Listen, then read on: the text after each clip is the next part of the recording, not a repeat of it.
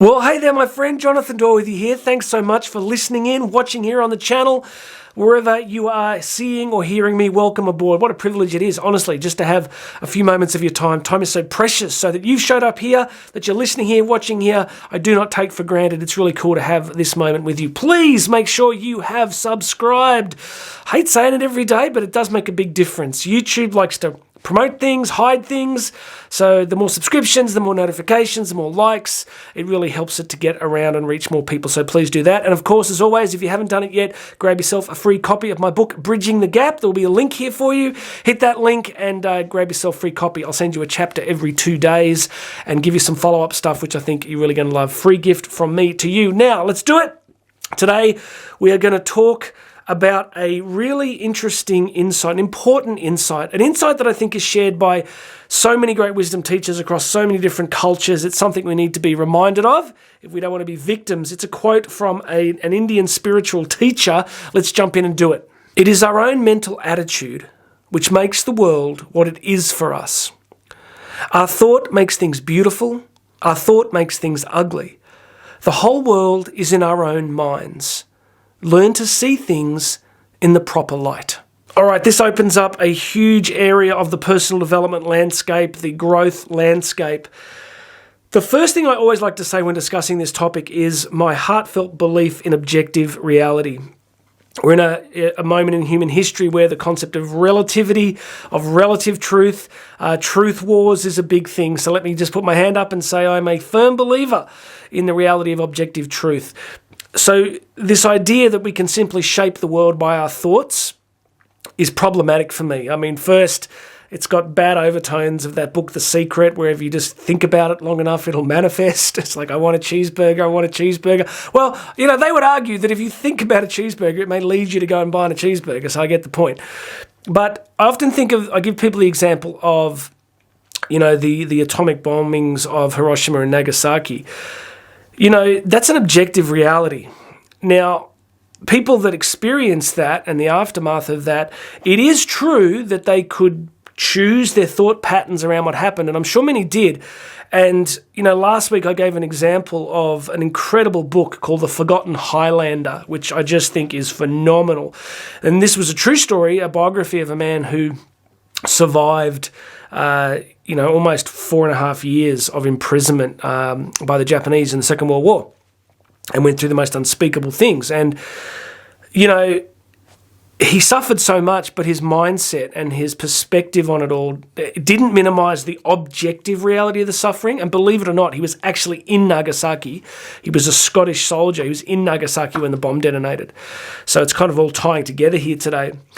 So I want us all to hold in tension that there is objective reality. There is moral right, there is moral wrong, there is truth, there is error. But what today's quote is reminding us of is that we can layer our response to it. We can condition our response to our lives, to the circumstances of our lives, by the mental attitudes that we bring to it. And as regular listeners know, I've been saying this for a long time. I came to this very late. For many, many years, Mr. Motivation here struggled with keeping a strong mindset, really did. I'm definitely still not perfect at it, but I am much better. I'm much better at recognizing my thought process, filtering it, and then beginning to choose different thoughts. It's a real revelation for me, and it's one that I want to keep telling people for as long as I live, that really you can shape your experience of much of your life by literally how you think about it. I know many of us don't want to hear that because I don't think we want to be victims, but there's a certain comfort in blaming outside circumstances. There's a certain, it's that learned helplessness concept, isn't it? It's the idea that, I'm depressed because, or I'm struggling with anxiety because, or I can't, go for this promotion because this person is, there's politics being played. And there'll always be reasons that we can use to justify our unhappiness. And again, I'm not minimizing genuine mental health struggles, but I do think we're starting to live in a very victim-based culture, that if we're not exactly where we want to be, it's because of X. And again, look, so much of what we talk about on this channel, there's nuance, right? There's complexity, because there is structural injustice. There is, ways in which people don't get the same opportunities.